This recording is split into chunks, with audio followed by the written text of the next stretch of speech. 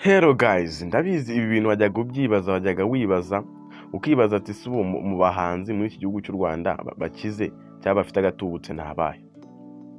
Ntabyo gutinda amakonero muri no video ngiye kukwereka top 5 y'abahanzi barenze muri kino gihugu cy'u Rwanda bafite amafaranga menshi, bafite akayabo k'amafaranga ateye ubwoba barusha abandi. Mbere yuko dutangira rero nkubwira uri ku mwanya wa 5 mbere na mbere. Bantu kandi subscribe kandi kunzogera ujye ubasha gukurikirana ibiganiro byinshi binyura kuri channel yacu ariyo Iwacu TV show. Reka dutangire rero. Turahera ku mwanya wa 5. Ku mwanya wa 5 turahasanga umukobwa mwiza cyane wasigaye n'umugore afite umugabo bamwita Butera Knowless. Uyu nguyu Knowless ngira ngo abantu benshi muramuzi cyane mumubona nk'umuntu w'umuhanzi w'umubebi w'umukobwa ari ku rwego rw'abantu bafite amafaranga menshi cyane mu kino gihugu cyacu, kuko arakabakaba twabaza umutungo we dusanga ari gukabaka mu mafaranga y'amanyarwanda ahagara muri miliyoni 700. Ku mwanya wa 4 rero tutuna makoni. Ku mwanya wa 4 turasanga uwo bita The Ben. Uyu The Ben muramuzi cyane kuko mumubona mu ndirimbo nyinshi zitandukanye. Mu minsi yashize yasohoye indirimbo bita Indabo Zanjye, ari nabwo yakoraga igitaramo ari agatumiro bita Bruce Melody. Ngira ngo The Ben muramuzi ko ari nawe yashatse uwo bita Pamela.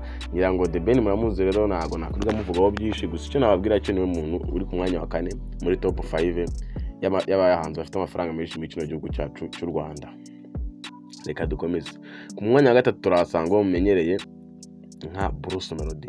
Bruce Melody ari ku mwanya wa 3. Uyu Bruce Melody benshi na benshi ntabwo mwakwizera ko yashobora kuba ari ku mwanya wa 3, ariko niwe ariho. Mwakabaye muvuga ati yenda akaba ari ku mwanya wa 2 cyangwa ku mwanya wa 2. Hoya, muri kwibeshya. Bruce Melody ari ku mwanya wa 3. Ko ngewe nabashe kubona perezida muri cyegeranyo cya Bruce Melody amafaranga afite amafaranga menshi cyane, gusa nawe niwe nabashe kuba nashyira ku mwanya wa 3. Uyu Bruce Melody afite akayabo k'amafaranga menshi kuri rwa rwego yaguze imodoka ya miliyoni 500 z'amanyarwanda. Umva ko Bruce Melody afite akayabo k'amafaranga menshi. Bruce Melody rero asohoye indirimbo nyinshi cyane zigiye zitandukanye. Niwe muhanzi muri kino gihugu cyacu cy'u Rwanda akora indirimbo inshuro nyinshi kandi indirimbo nziza cyane zigakundwa n'abantu. Gusa indirimbo za Bruce Melody ntabwo zikundwa n'abanyarwanda gusa, n'abo hanze y'igihugu bose barazikunda. Kandi Bruce Melody niwe munyarwanda aciye agahigo ko kuba yasuhuzanya na perezida w'iki gihugu cyacu mu ntoki. Reka dukomeze tutari gutinda amakoni kuri Bruce Melody. Rero ngira ngo mumuziho byinshi cyane, muzi ko ari muri ryatsinda rya 150 Fire. Akaba ayobewe n'umukire witwa Coach Gael, ni umwe n'amafaranga mu byo akora, ariko amafaranga arayafite nayo ku giti cyiwe. Reka dukomeze. Ku mwanya wa 2 turasanga umumenyereye nka King James. Uyu King James abenshi bibaza ati se ni gute King James ari kuza mu bakire ba mbere, byagucanga bikakugora cyane.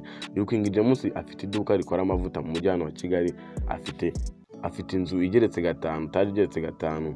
Uyu King James rero akaba ari umuhanzi yazamutse kera, gusa King James ubuhanzi bwe ntago bukora nka business, wafite izindi business akora, gusa ariko ari mu bahanzi bafite agatubutse mu kino gihugu cyacu cy'u Rwanda. Niyo mpamvu ngewe namukize ku mwanya wa 2. Reka dukomeze. Ku mwanya wa 1 turahasanga uwo bita Kibamba. Ubu ntago akiba mu gihugu cyacu cy'u Rwanda, bamwita Meddy. Uyu Meddy mwakwibaza ngo se ni gutaza ku mwanya wa 1. Uyu Meddy ari ku mwanya wa 1 muri kino gihugu cyacu cy'u Rwanda muri no mwaka wa 2026. Niwe muhanzi ntabara ufite amafaranga menshi, ariko kayabo ka miliyoni nyinshi cyane utabasha kumenya umubare. Uyu Meddy rero yagize icyo akora igikwe, ashaka umukobwa w'umunya Philippines. Meddy akaba abahanze asigaye yibera muri Amerika, abantu n'umugore we bashakanye baranabyaye. Uyu Meddy rero akimara gushaka mu muryango bahise bamuhinze muri Amerika, niho yibera. Ubabaye n'umuryango we niho baba n'umugore we bose niho bibera. Uyu Meddy rero amafaranga afite amafaranga akaba mu mafaranga menshi cyane uyavunje mu Nyarwanda. Niyo mpamvu namushyize ku mwanya wa 1. Meddy umuziki ntago akikora nka business, asigaye afite ibindi bintu akora cyane mwinjiza amafaranga menshi, gusa ariko aracyari umuhanzi murabizi. Anyuzamo rimwe na rimwe agasohora indirimbo, ariko ntago akibikora nk'akazi kagahoraho. Muri iyi video ngira ngo bashe gusobanura top 5 y'abahanzi barenze bafite amafaranga mu kino gihugu cyacu cy'u Rwanda mu mwaka wa 2026. Ngira ngo bashe kuba wabimenya.